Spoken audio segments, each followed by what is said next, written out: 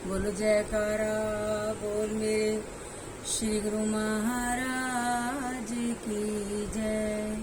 श्री सतगुरुदेव जी महाराज ने अपनी विलक्षण मौज को प्रकट करते हुए सन 1988 में श्री आनंदपुर के इतिहास को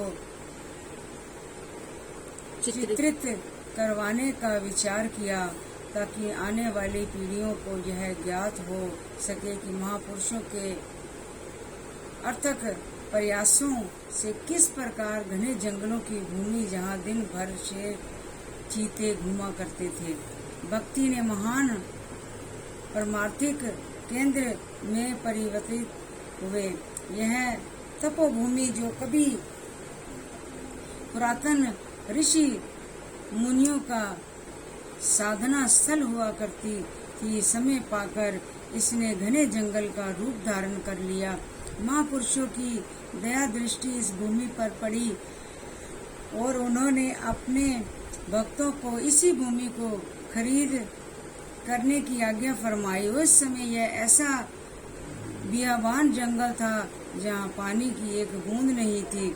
सब ओर आकर वह ढकोरे के इतने घने वृक्ष थे कि सूर्य की किरणें धरा तक नहीं पहुँच पाती थी। दिन के उजाले में भी अंधकार ही छाया रहता था। ऊपर से हिंसक पशुओं ने भी यहाँ अपना अधिकार जमा रखा था। महापुरुषों के अर्थक परिश्रम से इस धरा की कायाकल्प हो गई। आग व ठकोरे के वृक्षों की जगह अमराइयाँ झूमने लगी। बंजर भूमि के स्थान पर अनाज व सब्जियों के खेत लहलहाने लगे। झोपड़ियों का स्थान पक्के भवनों ने ले लिया। श्री मंदिर, श्री शांति भवन, महातीर्थ, श्री आनंदसर के निर्माण के साथ साथ अस्पताल, विद्यालय व अन्य रचनाओं का विकास हो गया। श्री आनंदपुर काफी भव्य रूप में प्रकट हो रहा था।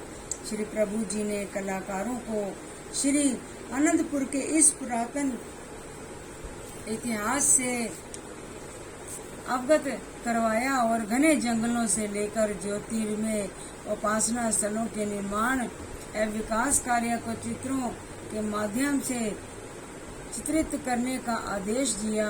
आपने सानिध्य में उनके प्रेरणा स्रोत बनकर उन्हें इस कार्य को पूर्ण करने के लिए आशीर्वाद प्रदान किया। अपनी कृपा और अपार स्नेह से उन्हें निरंतर प्रोत्साहित करते रहे। आपने स्वयं उन्हीं अपने संग ले जाकर इस जंगली भूमि की झलक दिखाई।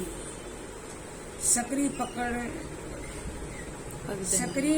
पगडंडी पर चलते हुए उन कटीली झाड़ियों में श्री प्रभु जी के श्री वस्त्रों में अनेक कांटे लिपट गए, परंतु इन सब की परवाह किए बिना इन चित्रों को चित्रित करने हेतु इस भूमि के इतिहास की सारी रूपरेखा स्पष्ट की और हर प्रकार की समस्या का निराकरण किया। उन्होंने श्री चरणों में विनय की कि स्वामी जी, क्या हम बाहर से किसी प्रकार की सहायता लिए बिना यहीं पर रहकर ही इस इतिहास को चित्रित कर पाएंगे? यह थोड़ा कठिन प्रतीत होता है। महाप्रभु जी ने अपनी करुणा भरी दृष्टि से उन्हें निहारते हुए मुस्कुराते हुए फरमाया, अगर ऋषि वाल्मीकि जी भगवान श्री रामचंद्र जी के अवतरण के हजारों वर्ष पूर्व रामायण की रचना कर सकते हैं, तो आप इस इतिहास को चरित्र क्यों नहीं कर सकते?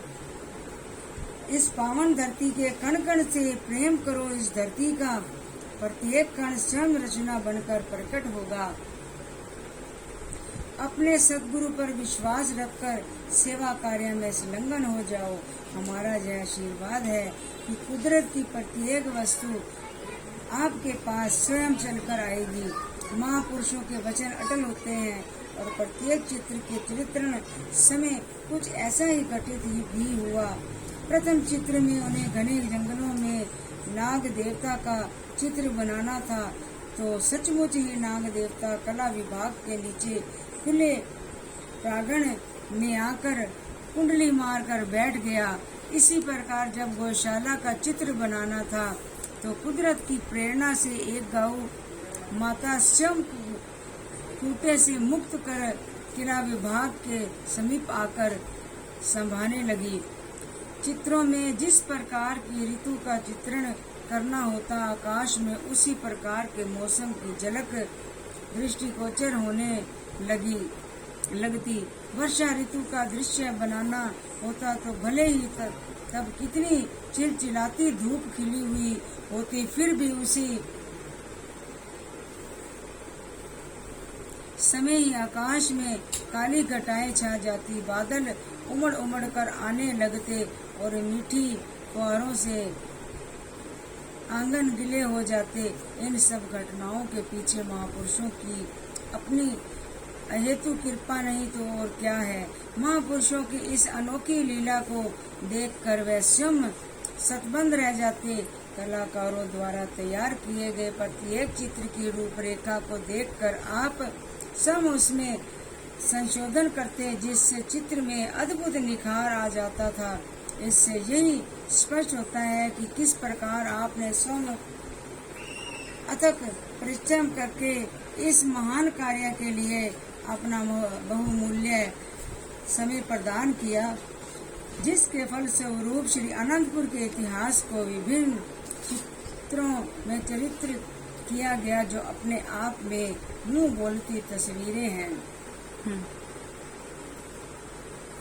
महाप्रभु जी ने इन चित्रों को सजीवता प्रदान करने के लिए अपनी मौज से कुछ महात्मा व भक्तजनों के चित्र भी बनवाए।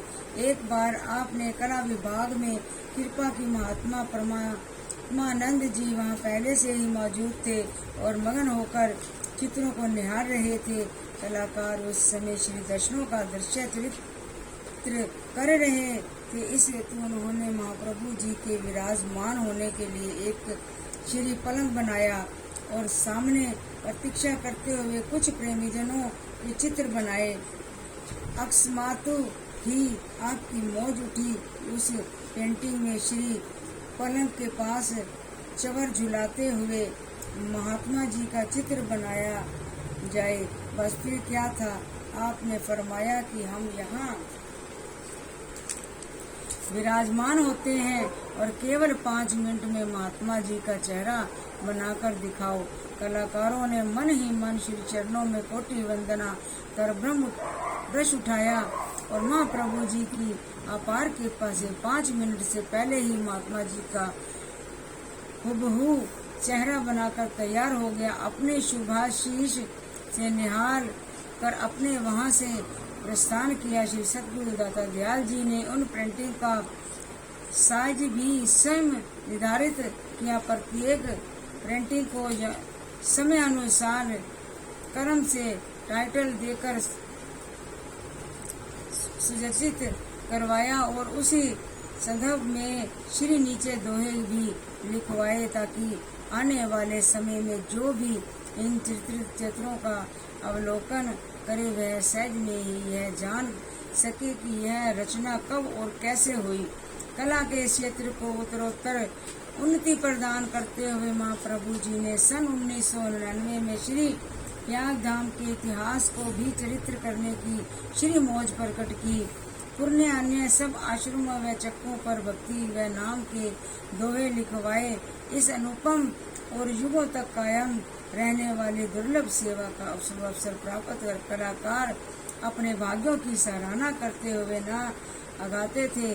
सेवक को तो केवल आज्ञा को शिरोधार्य ही करना होता है, बाकी समस्त कार्य तो महापुरुषों की कृपा ही करती हैं। उन्हें स्वयं आश्चर्य होता कि इतने कम समय में इतना कार्य कैसे हो जाता है और कुछ पता भी नहीं चलता। यह अक्षर सत्य है कि महापुरुषों की कृपा के फल स्वरूप वर्षों के काम महीनों और महीनों के काम कुछ ही दिनों में संपन्न हो जाते हैं।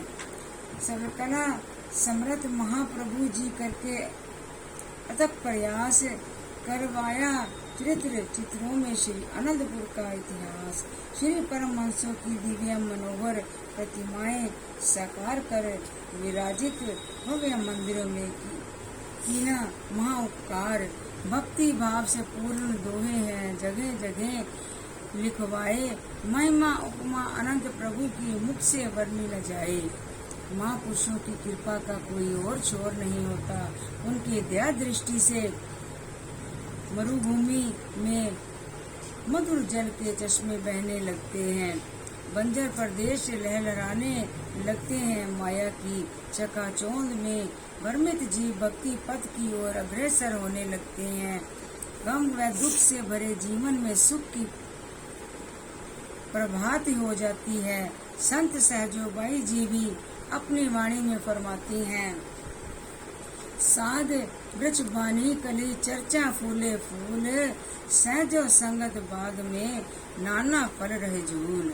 जिस प्रकार वृक्ष परोपकार करते हैं, स्वयं धूप गर्मी सर्दी सहन कर दूसरों को मृदु फल देते हैं, छाया प्रदान करते हैं, उसी प्रकार महापुरुष भी अपने सुकोमल तन पर अनेक कष्ट सहकर जीवों को परमार्थ की ओर अग्रसर कर सर्व सुखदायिनी भक्ति रूपी संजीवनी प्रदान करते हैं।